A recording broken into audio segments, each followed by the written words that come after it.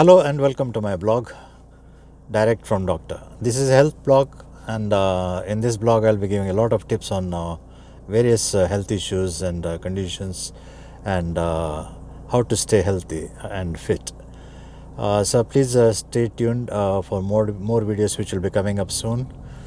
And today we'll be focusing on how to get rid of abdominal fat. So this is a common question I find everywhere in most of the blogs which I visited, particularly regarding the body weight and all that. And the most of the questions were regarding this: how to get rid of abdominal fat, and does abdominal exercises, like we call it as ab exercises, like crunches, the weights, the bench press, this, that, which they do in the gym, does it really help in reducing the abdominal fat? See, first of all, we have to understand what is abdominal fat.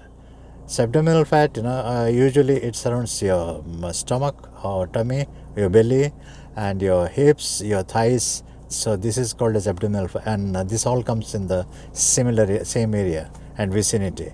So, this is called as abdominal fat. And there is something called as visceral fat.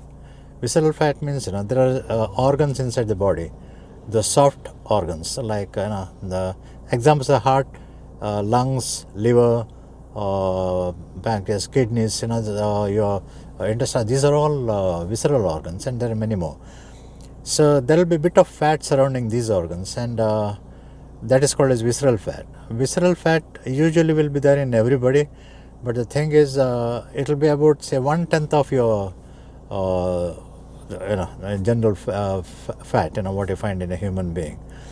So suppose your abdominal fat or your total fat level in the body is 100%. Out of that, 10% will be visceral fat.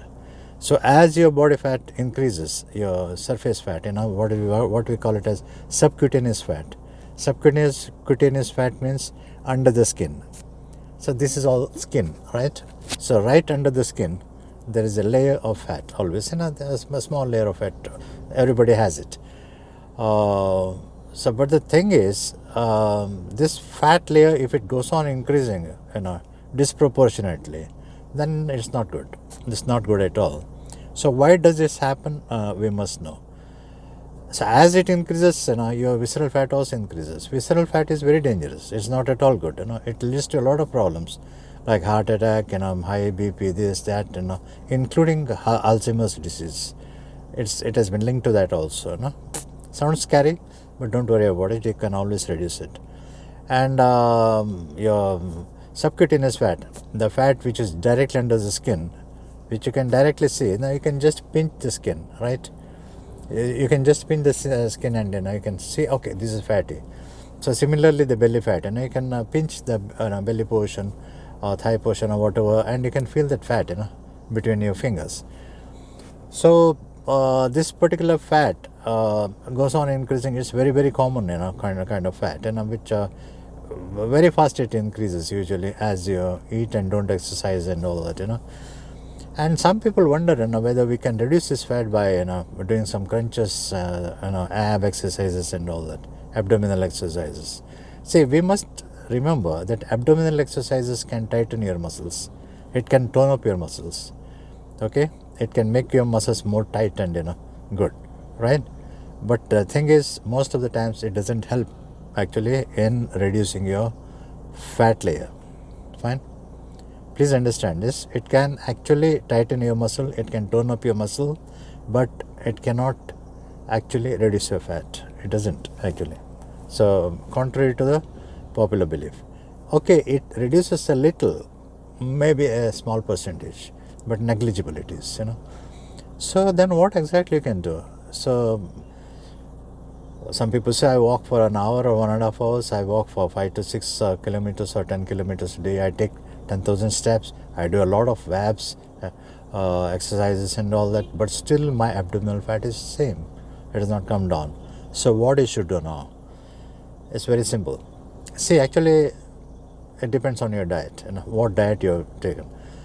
You're following, particularly in our Indian diet. There are a lot of carbohydrates. Rice based or wheat based. They're all carbohydrates. Even the millets, they say it's good. Yeah, okay, it's good. It may be good, but that also has got a lot of carbohydrates. Most of the food what we eat, it has got carbohydrates, right?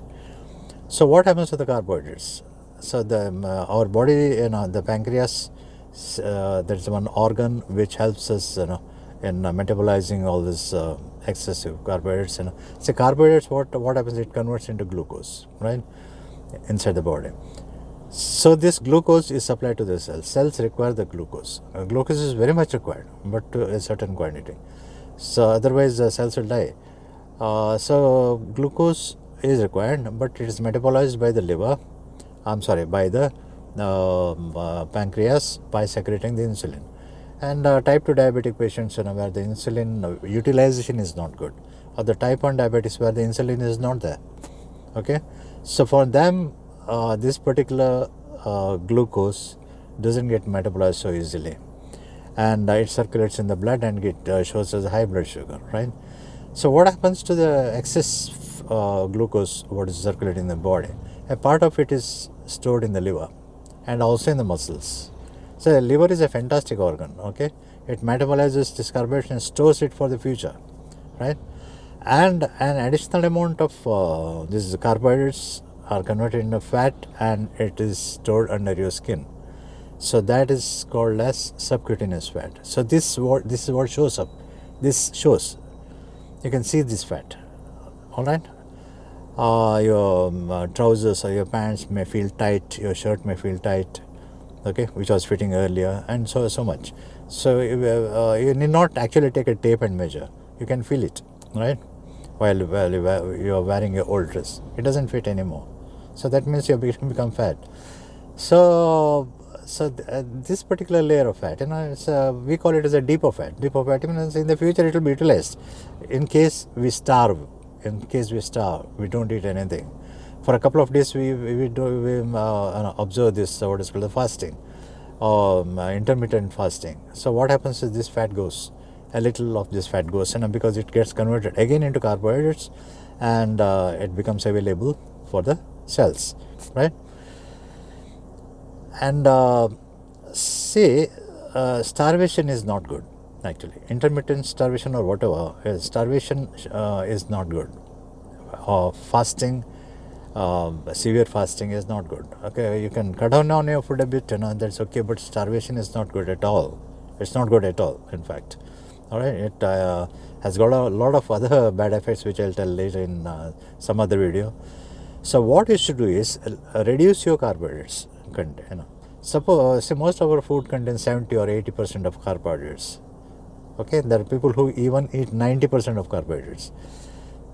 Cut down on your carbohydrates. See, whatever you were eating, all right, in that particular food, the carbohydrate content from 70 to 80%, please reduce it to 10 to 20%. That is more than enough. See, carbohydrates are required, as I told in the beginning. Carbohydrates are required, but the thing is, have minimum quantity. What is required for the body? Okay, and sugar, avoid totally, zero. Okay, sugar is nothing but it's called as a white poison. Please completely avoid it.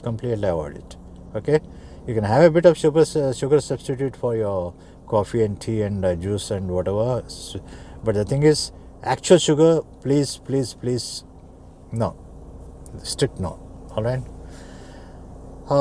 So because sugars also will convert into fat. All right, and it can increase your blood sugar level, and for the diabetics, it's very, very harmful. All right.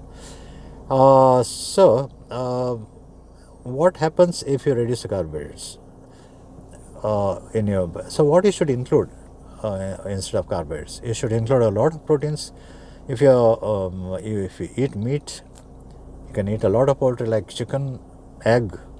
You can include in your daily diet. You can eat mutton, but avoid other meat like beef and all, pork, those kind of things. Try to avoid them. Mutton, in a very limited quantity. Chicken, you can eat a lot. You can eat lots and lots of fish, particularly shining fish, like sardines, mackerel, those kind of fishes. Very, very good, and they are very rich in omega-3 fatty acids, which has excellent benefit for the heart, and also for your arteries and veins. It's very good. Okay, So this kind of food you include more, and you can eat a bit of cheese, you can eat paneer. They contain a lot of proteins and other beneficial things. The nutritional fact I'll tell later. Okay, of this kind of food. So include these more of these kind of foods. Okay, you can have a bit of fat also. You can have a bit of edible fat. Like in India, we use a lot of ghee. Use a bit of ghee. Ghee is good for health. Ghee is really good. Contrary to the popular belief that ghee is very bad for health, no, ghee you can have freely. You can have a spoon or 2 spoons per day. No, absolutely no problem about it. In fact, it reduces the absorption of your carbohydrates and conversion into sugar or glucose. It reduces. Okay, have ghee. So have a lot of fiber. I mean, fiber-rich food. A lot of the big list is available. I'll tell you later. If you go to my previous videos, and in some videos it's available. What are the fiber-rich food? Eat fruits, fresh fruits like apple, a bit of banana. Don't have too much of banana, and don't have very ripe banana. You can have half ripe banana. It's good, and it may help you, because it's got a certain minerals, and some contents which are very beneficial. You can have a bit of a little apple, say half an apple per day, or small apple, whole apple per day. You can have no problem. It's good, and you can have a lot of other vegetables, boiled vegetables, a bit of spiced boiled vegetables. It's excellent, and particularly beans. Beans has got a lot of fiber. Have a lot of beans, no problem at all. So 90% of this kind of food in a plate, okay, and only 10 to 20% of carbohydrates. Don't have much more, more than that. Unfortunately, whatever is tasty, they are harmful. Except for maybe, I like to eat cashew nuts. Cashew nuts is very good, and it's healthy too. Okay, contrary to the popular belief. Otherwise, most of the tasty things are actually bad for your health. That's very unfortunate. Like you eat cake, sugary food. You have food made out of maida. Maida is what is called as all-purpose flour. All-purpose flour it produces high amount of glucose. Okay, so you have to avoid maida. Do this for some time and see just after 1 month how much of fat has reduced from your abdomen. So do your abs, your crunches, everything to tighten the muscle. Okay, bit of fat is there surrounding the muscles too, and this you'll be able to burn a bit. But the thing is, if you think just by ab exercises and by running or jogging or you're walking, even if you walk 10 miles, you cannot burn this fat much. What happens is it's very good for muscles, it's good for your heart, all these exercises, everything is true. But burning the fat, no, it doesn't completely burn the fat, it burns only very little fat. So if you don't follow this kind of a diet, forget it, you will not burn your fat. Take it from me. Okay, so I hope you understood what I'm telling you. Just 10 to 20% of fat, more of proteins, a lot of proteins. Okay, take a lot of proteins. Proteins are called as building blocks of our body. Every tissue, everything requires protein to build up. Particularly as you get older and older, more of protein is required. All right, and vitamin-rich food, it's available in the fruits and vegetables. And as far as possible, get these things from your natural food products. Eat a lot of green leafy vegetables. That's it. And within a month or 2 months, you'll start shedding that fat, because this fat will be utilized. It'll body will again it'll push it it'll convert it into glucose, and it'll push it in the blood, and it'll be absorbed it'll be supplied to the cells, because you have reduced the intake from the food source.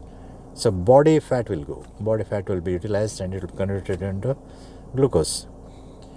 If you're taken too less of glucose, what happens is the liver and muscles, they already have some stored glucose. The liver stores glucose in the form of glycogen, So that again converts into glucose, and the liver will pump it back to the blood. So then not worry about it. Okay, sugar is always your glucose is always available in the body. That's it.